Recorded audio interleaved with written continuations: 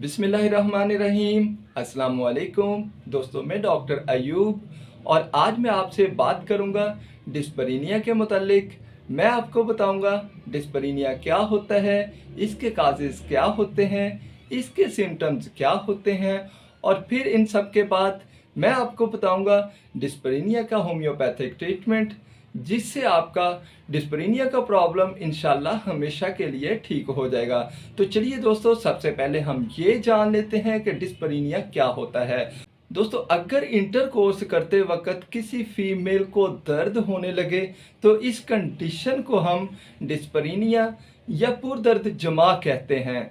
ये condition mostly females में होती है, यानी डिस्परीनिया का प्रॉब्लम आम तौर पर औरतों को ही होता है, लेकिन कभी कभार ये प्रॉब्लम मर्दों को भी हो जाता है। औरतों को ये दर्द आम तौर पर विजाइना में होता है, लेकिन कभी कभार ये दर्द पेल्विक के किसी एरिया यानी कोल्हों में भी हो सकता है। आप अच्छे से समझ चुके होंगे कि डिस्परीनिया क्या होता है, तो अब हम जान लेते हैं कि डिस्परीनिया होने के काजेज क्या होते हैं। दोस्तों, इसके बहुत से काजेज होते हैं, जैसे विजाइनल ड्राइनेस, यानी अगर विजाइना खुश्क हो तो उसकी वजह से भी डिस्परीनिया का प्रॉब्लम हो सकता है।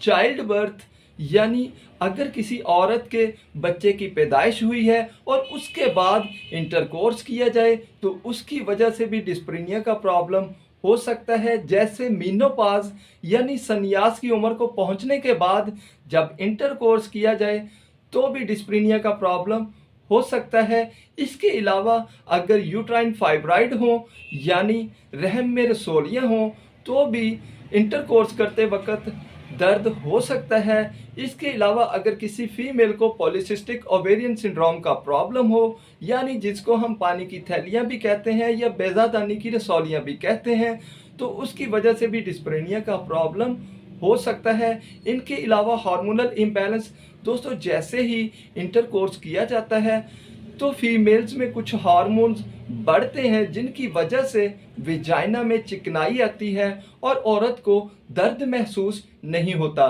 लेकिन अगर ये हार्मोन्स ना बढ़ें तो इसकी वजह से विजाइना में ड्राइनेस आएगी, जिसकी वजह से इंटरकोर्स करते वक्त फीमेल को दर्द महसूस हो सकता है। इनके अलावा अगर किसी फीमेल को यूट्राइन कैंसर हो तो उसकी वजह से भी डिस्परीनिया का प्रॉब्लम हो सकता है। इसके अलावा अगर किसी फीमेल को यूट्राइन ट्यूमर का प्रॉब्लम हो तो भी डिस्परीनिया का प्रॉब्लम हो सकता है। इसके अलावा अगर कोई विजाइनल सर्जरी करवाई गई हो तो भी डिस्परीनिया का प्रॉब्लम हो सकता है। इसके अलावा अगर विजाइना में कोई कट आ जाए या अल्सर्स हो जाए तो भी डिस्परीनिया का प्रॉब्लम हो सकता है। तो दोस्तों, ये थे फीमेल्स में डिस्परीनिया होने के काजेज, फीमेल को इंटरकोर्स करते वक्त दर्द होने के काजेज। अब हम जान लेते हैं कि मेल्स में डिस्परीनिया होने के काजेज क्या होते हैं। दोस्तों, अगर किसी मेल को यूटीआई प्रॉब्लम हो, यानी यूरिनरी ट्रैक्ट इन्फेक्शन का प्रॉब्लम हो, तो उसको डिस्परीनिया का प्रॉब्लम हो सकता है। अगर किसी मेल में प्रोस्टेट बड़ा हुआ हो तो भी डिस्परीनिया का प्रॉब्लम हो सकता है।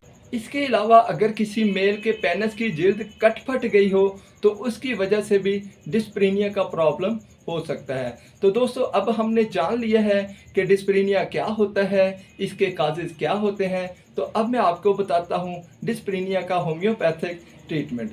दोस्तों, इसकी सबसे पहली और बहुत ही इफ़ेक्टिव मेडिसिन है नेट्रम म्योर 200। अगर किसी फीमेल को डिस्परीनिया का प्रॉब्लम हो, यानी जमा करते वक्त दर्द होता हो और वो दुबली पतली हो, नमकीन चीज़ें खाना ज़्यादा पसंद करती हो, खून की कमी का शिकार हो और इसके साथ साथ जब भी इंटरकोर्स किया जाए तो उसको दर्द महसूस होता हो और उसके विजाइनल ड्राइनेस का प्रॉब्लम हो, यानी विजाइना में खुश्की बहुत हो, तो नेट्रम म्योर 200 बहुत ही इफ़ेक्टिव मेडिसिन है। ये रोज़ाना सुबह निहार मुँह 2 कतरे डायरेक्टली टंग पे दें। तो दोस्तों, इसकी सेकंड मेडिसिन है CPR 200। ये डिस्परीनिया के लिए बहुत ही इफ़ेक्टिव मेडिसिन है।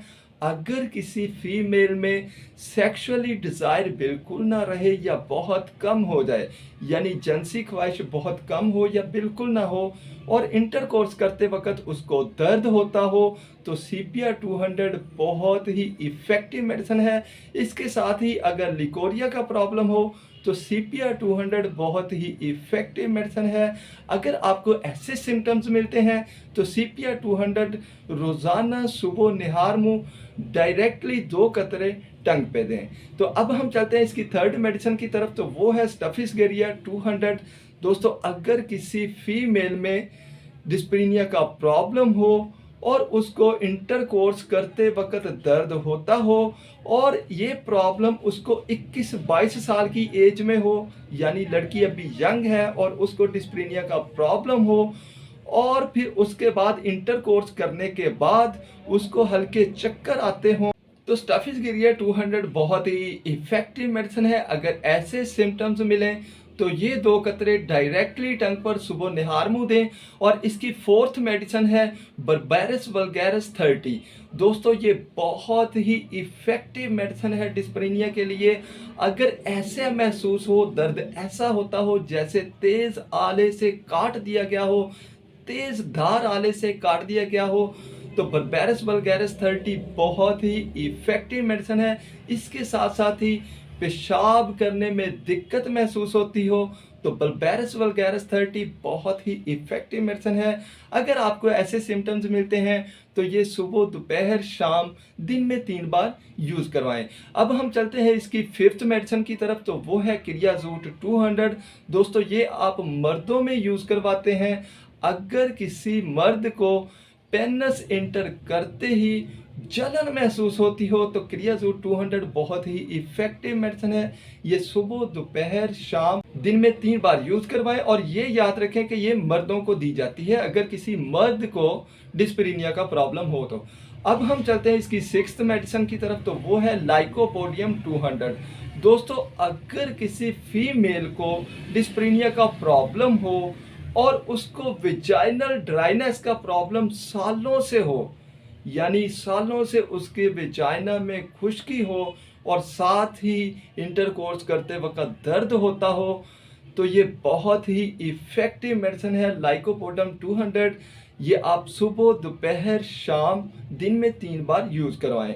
अब हम चलते हैं इसकी नेक्स्ट मेडिसिन की तरफ, तो वो है सबल सेरोलेटा 200।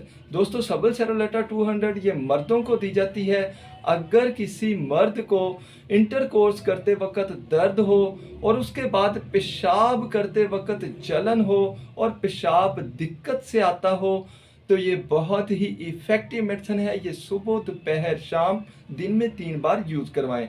अब हम चलते हैं इसकी लास्ट मेडिसिन की तरफ, तो वो है कैंथ्रस 30। दोस्तों, ये मर्दों और औरतों दोनों में दी जाती है। अगर किसी मेल को या फीमेल को इंटरकोर्स करते वक्त दर्द हो और उसके बाद जब पेशाब करे तो पेशाब के साथ जलन हो, तो ये बहुत ही इफ़ेक्टिव मेडिसिन है। ये सुबह, दोपहर, शाम, दिन में 3 बार यूज़ करवाएं। तो दोस्तों, ये था डिस्परीनिया के मुतल्लिका वीडियो। कैसी लगी आपको ये वीडियो? अगर अच्छी लगी हो तो इसे लाइक, शेयर और मेरे चैनल को सब्सक्राइब करना मत भूलिएगा। अब तक के लिए इतना ही, मिलेंगे इंशाल्लाह नई वीडियो में। तब तक के लिए खुदा हाफ़िज़।